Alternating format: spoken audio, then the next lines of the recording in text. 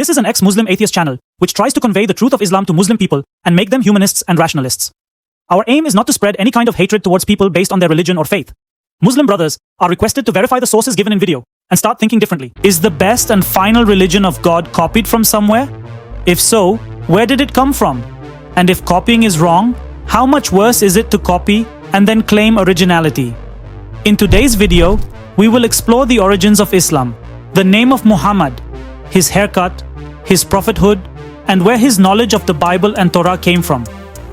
After this, we will discuss the origins of Islamic festivals like Ramadan, Eid, Bakra Eid, and Hajj. We will also look into the sources of Islamic elements like the angel Jibreel, the burqa, the niqab, and most importantly, the Quran. Your imams will honey feed you the sweet version of Islam, and if you want that version of Islam, then go with your imams. But if you want to learn the alternate truth, then follow me. So stay tuned until the end of the video to see how everything was copied in Islam, and let's begin in the name of humanity. This channel is not run with the help of any religion or organization. Support us in this noble campaign. An entire team works on every video of this channel, and there is no significant earning from YouTube. Your regular monthly support is needed to maintain this channel and mission. For this, you can also take membership of Patreon or channel, or you can also support through UPI and PayPal every month as per your financial condition. Become a soldier of this mission and feel proud to be a supporter of the biggest mission of the century. Have you ever tried to imitate your idol? For example, copying the new haircut of your favorite footballer, actor, or cricketer? There's nothing wrong with that. You're an ordinary person, and it's natural to follow trends, so you copied your idol. In today's video, we'll examine who Muhammad was influenced by in terms of clothing and hairstyle while forming Islam. We'll also reveal Muhammad's real birth name, which he later changed. So, let's check first. Where did his hairstyle come from? And then we will see where did he take his name from. Hairstyle. According to Bukhari's Hadith 5197, it is said that the Prophet copied the people of the book, i.e. Jews and Christians, by keeping his hair loose as they did. However, later he parted his hair differently. This means he eventually styled it like the pagans, specifically the tribes of Aus and Khazraj, who played a significant role in helping him move from Mecca to Medina to establish Islam. To understand this better, you must watch my Muhammad series. So, where did Muhammad's hairstyle originate? From Jews, Christians, and pagans.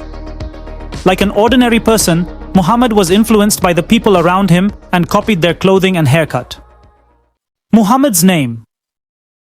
What does the name Muhammad mean? Can it even be someone's real name?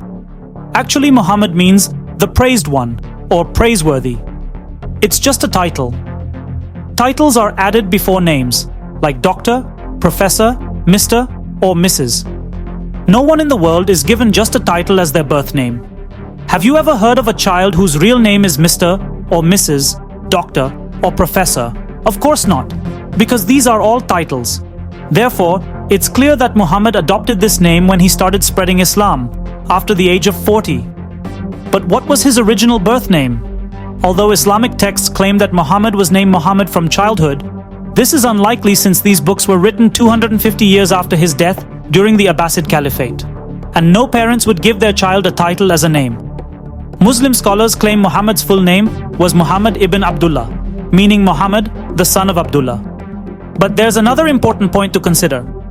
Abdullah means slave of Allah, and before Muhammad's time, there was no concept of an Islamic Allah. In reality, Allah was a title used in Arabia for God, much like Bhagwan, or God, in our context. Bhagwan could refer to many deities, while Shiv is the name of one specific deity. Similarly, in Arabia, Allah was a title, and Hubal was the most significant deity, with goddesses like Lat, Manat, and Uzza considered Hubal's daughters. Muhammad's parents were pagan idol worshippers who believed in these goddesses. Therefore, Muhammad's father's original name was likely to have been Abd-ul-Lat, meaning slave of the goddess Lat. This was probably considered insulting after the rise of Islam, so when Islamic texts were written 250 years later, these names were heavily altered. So if Muhammad was just a title, what was his original birth name? According to the famous Egyptian scholar, Dr. Yusuf Zaidan, who was also the director of manuscripts at Alexandria, Muhammad's original name was Kutham, a name he kept until he was 40 years old, before he claimed prophethood. This information is confirmed on page 39 of the book Hayat-e-Muhammad. If we delve deeper, we find that Muhammad's grandfather, Abdul Muttalib, had a son named Kutham. When Muhammad was in his mother's womb, this son died, and Abdul Muttalib gave Muhammad this name after his birth. Islamic books later manipulated this story, claiming that Abdul Muttalib named him Muhammad based on a dream Muhammad's mother, Amina, supposedly had. Now think for a moment. Would Allah send revelations to a pagan woman? Remember, it's said that before Islam, these pagans buried children alive, and in a hadith, Muhammad himself says that his mother was not forgiven by Allah and is in hell. As I always say, when studying Islam, be skeptical of any statement involving divine intervention, because this divine power has not appeared since Muhammad's death. So, many sources confirm that Muhammad's original name was Kutham ibn Abd Allat, meaning Kutham, son of the slave of the goddess Allat. For someone like Muhammad, who later condemned idol worship, this name would have been quite embarrassing. Hence, at the age of 40, Muhammad declared himself a prophet and took the name Muhammad, meaning the praised one. This name was later claimed to be divinely inspired when Islamic texts were written much later. It's clear that no parents would have given their child a title name at that time. Even if it wasn't Kutham, it would have been some pagan name, meaning the son of a slave to some other deity. According to Islam, calling Kutham Muhammad is considered shirk, associating partners with Allah. Let's prove this from the Quran. Allah himself says in the Quran that all praises are only for him. Quran 34:1. Therefore, calling Kutham Muhammad, meaning the praised one, equates him with God, which is shirk. Additionally, Kutham insisted that everyone say Sallallahu Alaihi Wasallam, peace be upon him, after his special name, indicating that he considered himself a god. He named himself the praised one, and created a god who demanded praise just like him. In Muhammad's 23 names, the two most famous, Muhammad and Ahmad, promote shirk. Now, let's explore where Muhammad's prophethood came from. Muhammad's prophethood. Now that we know Muhammad's original name was Kutham, let's see where his prophethood came from. Clever leaders often have writers who glorify them, and Kutham was no different. His team included people whose job was to portray Kutham as a prophet. Although efforts were made to hide such things, some evidence has surfaced due to human error. For instance, Hassan bin Thabit, a poet, once asked the Prophet of Allah if he should write poetry to belittle the pagans, the polytheists of Mecca, according to Bukhari's Hadith 6150. The Prophet did not say that mocking any religion was wrong. Instead, he asked, "What will you do about my lineage?" Because Muhammad himself was from a pagan lineage, and mocking them would also mock his family. Hassan replied, "I will extract you from them as a hair is extracted from dough." This shows that Muhammad's marketing team was actively rebranding him as non-pagan. This was also why his name was changed from Kutham to Muhammad. Now ask yourself this: if Muhammad's lineage was entirely truthful, why did he need to change his pagan name, identity, and background? When we study Muhammad's prophethood in more depth, we find that he didn't have any qualities of a prophet. As Aisha, Muhammad's favorite wife and a child bride, said, according to Bukhari 4855, "Whoever among you says that Muhammad knew what would happen tomorrow is lying." Even Aisha believed there was nothing prophetic about Muhammad. If we don't want to believe Aisha, let's see what Kutham, now Muhammad himself, said. According to Quran 46:9, Muhammad says, "I do not know what will happen to me or to you." The final and dearest messenger of God couldn't even foresee that there was poison in his food.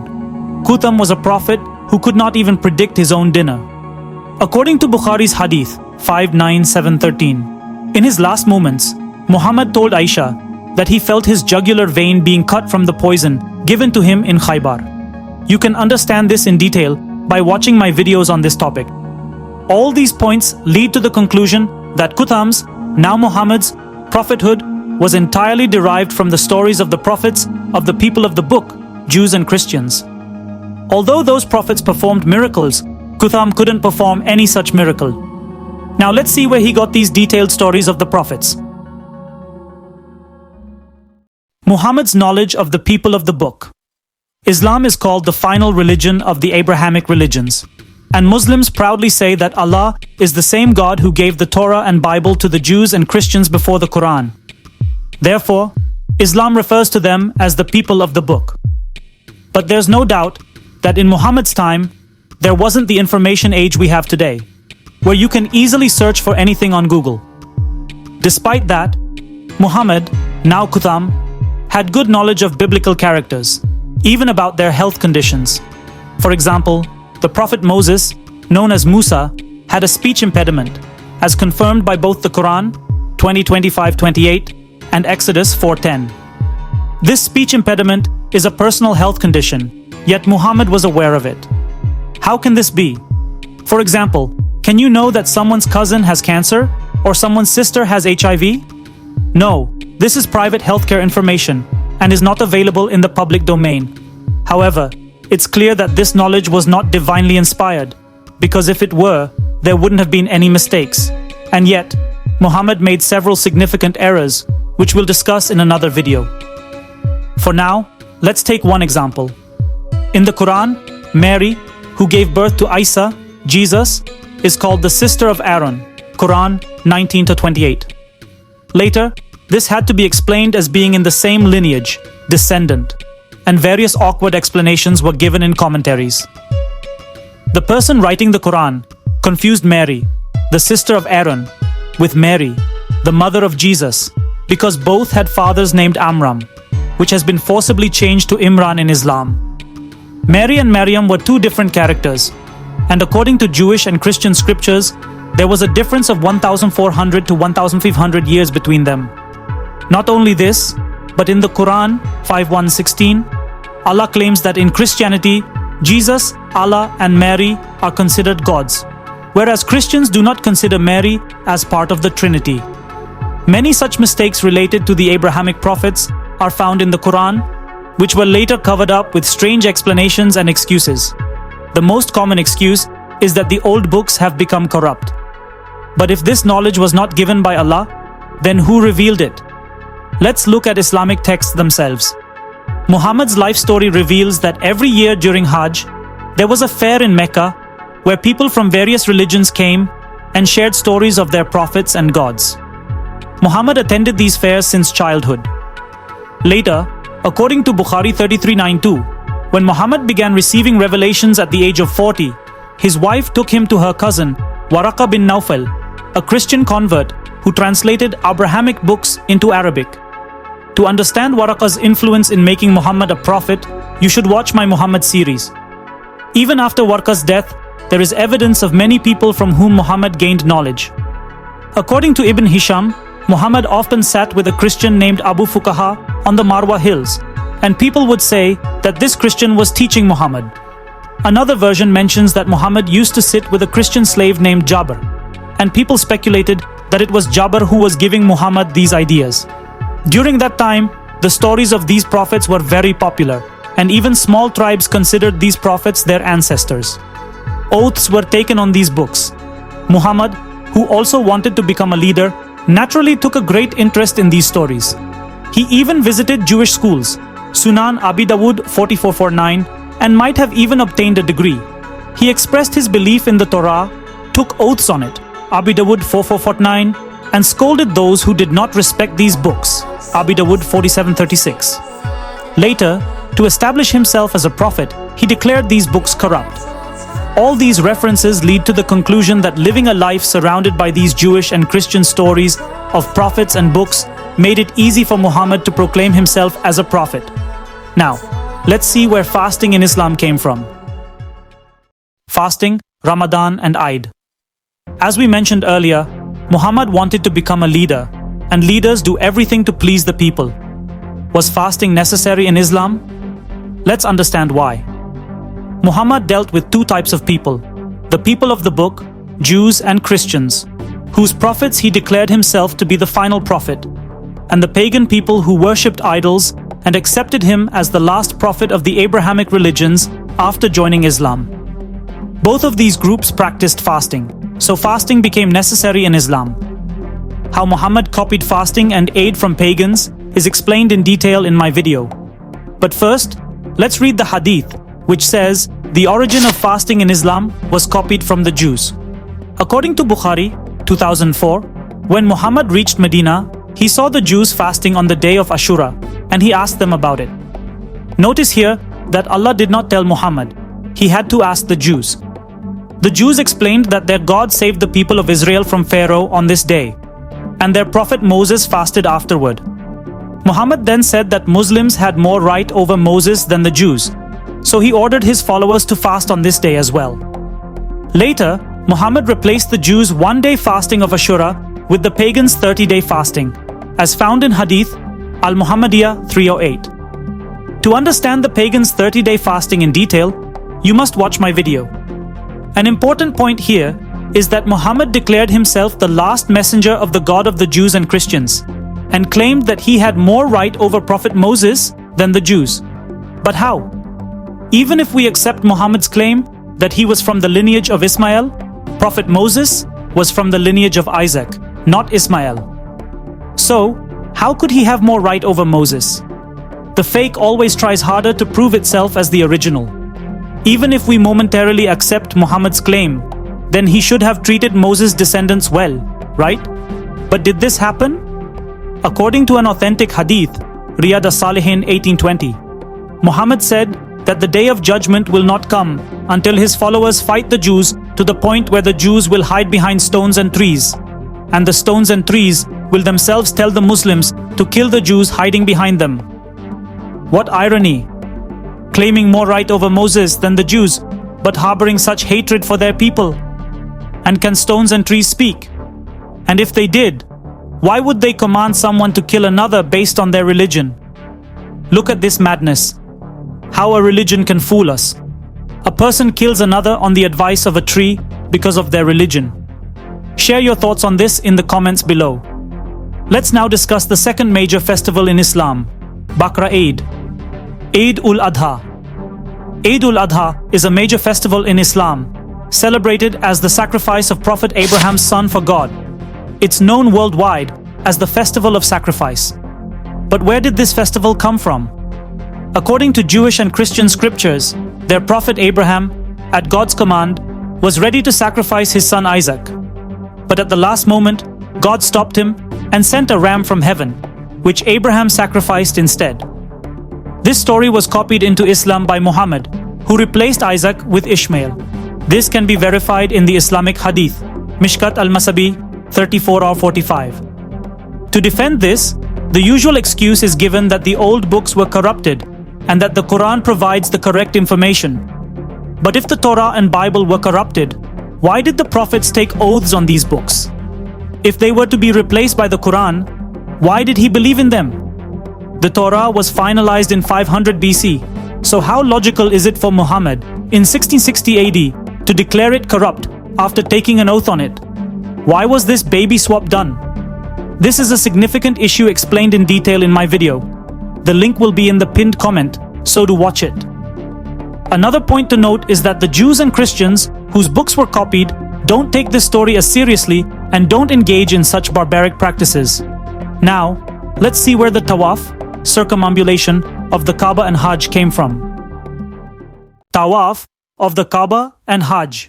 What is Hajj, Tawaf of the Kaaba, and the truth about the stone kissed by Muslims during Hajj? In our video, Bakra Eid and Hajj Reality, we explain all this in detail. The link will be in the pinned comment below. For now, let's briefly discuss where all this came from. According to Bukhari's Hadith 4376, people used to worship stones, and when they found a better stone, they discarded the previous one and performed tawaf around the new one. So, even before Islam, Muhammad's people were performing tawaf around stones. After Islam's rise, they started performing tawaf around the Kaaba and the black stone. Now think about this. If Allah hates idol worship so much, Why would he want people to perform tawaf around the Kaaba and the black stone? These are both worldly objects and stones. Why is there a problem with idols but not with these stones? It's simple. Islam is not only copied from the people of the book, but also from pagans. As I mentioned earlier, the pagan tribes of Aus and Khazraj from Medina were very dear to Muhammad, and he copied their 30 days of fasting and Eid. Similarly, he copied tawaf from them. Now, let's talk about some things related to this stone, and then we'll discuss an important contradiction. According to Tirmidhi's hadith, the Prophet said that on the Day of Judgment, Allah will give this stone eyes and a mouth to testify for the sins of the believers. What a joke!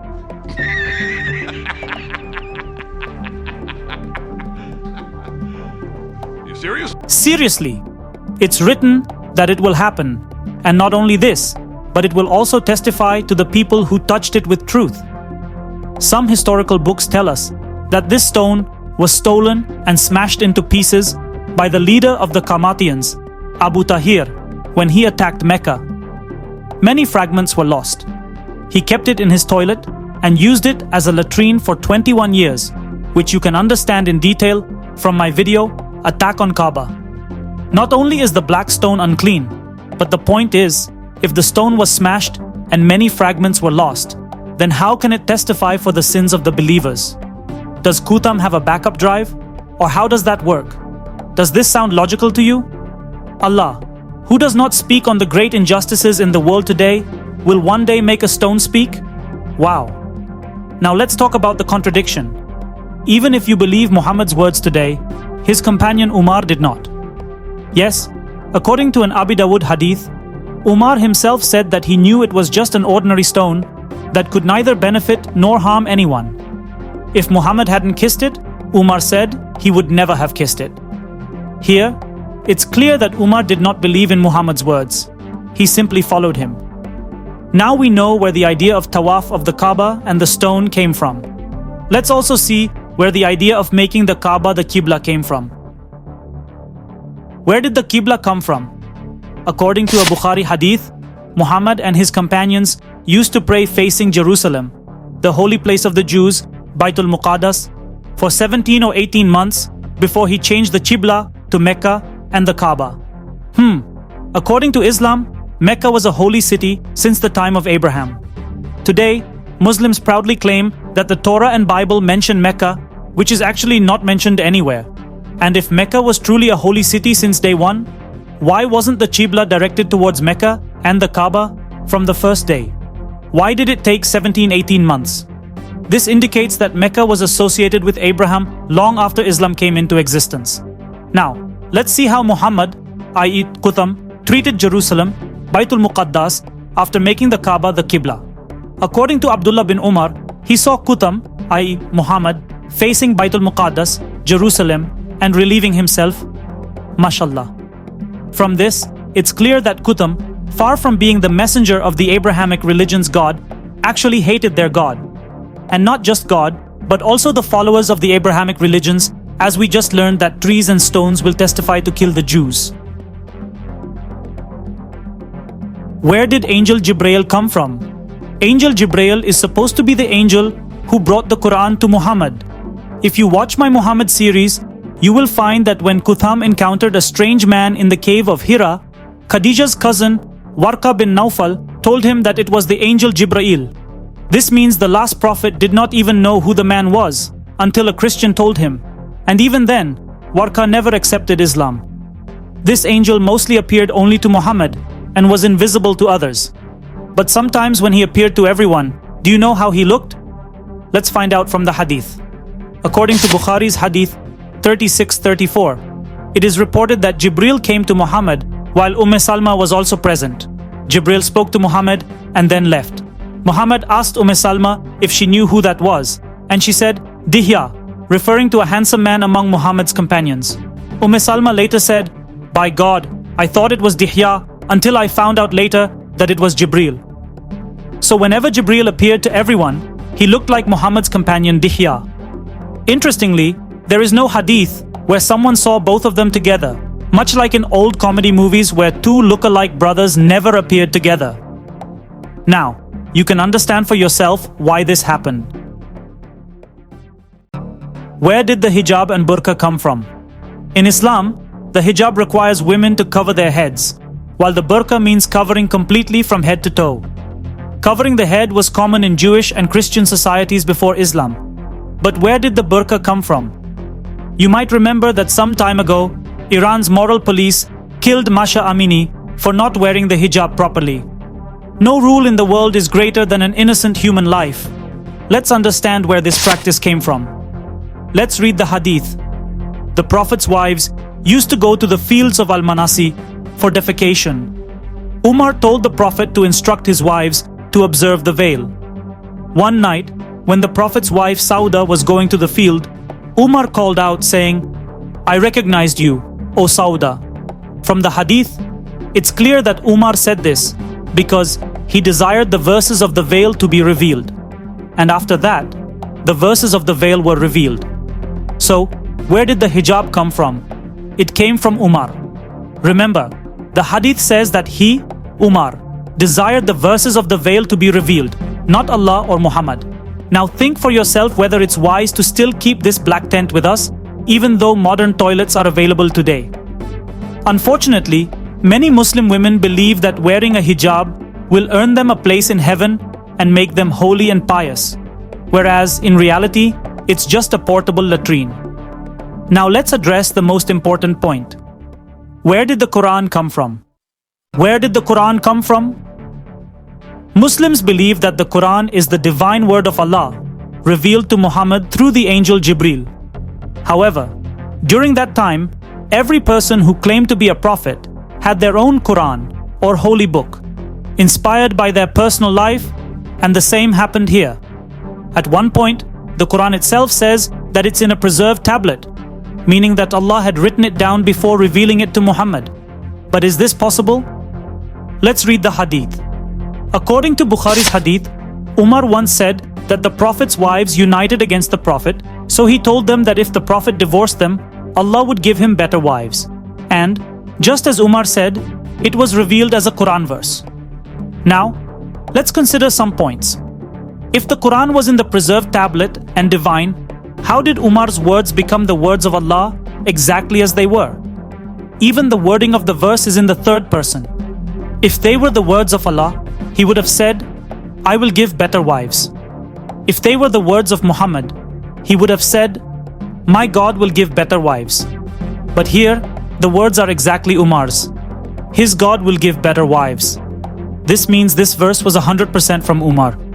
The Muslim explanation is that Allah agreed with Umar. But let's think about that also. What happens if Umar doesn't reveal Q66.5? Can Allah agree with nothing? The logic breaks down immediately once put to the test.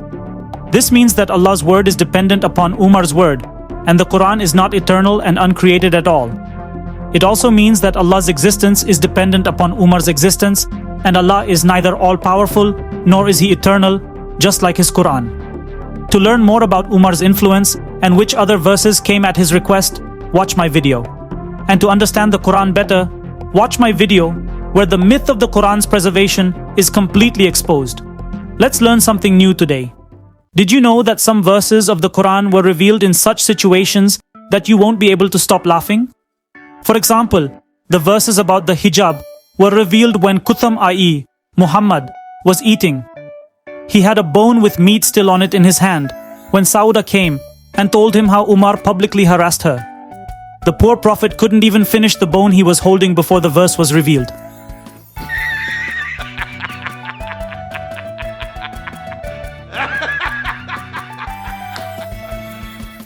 Serious? Interestingly, it's not even mentioned that Jibril came, nor Allah himself, but fearing Umar, Kutham quickly delivered the Quran verse. Now that's faster than fast food. Here's another example.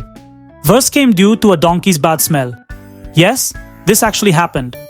According to this authentic hadith of Bukhari, the Prophet went to meet someone on a donkey, where the donkey passed wind, and two groups of believers started fighting over it.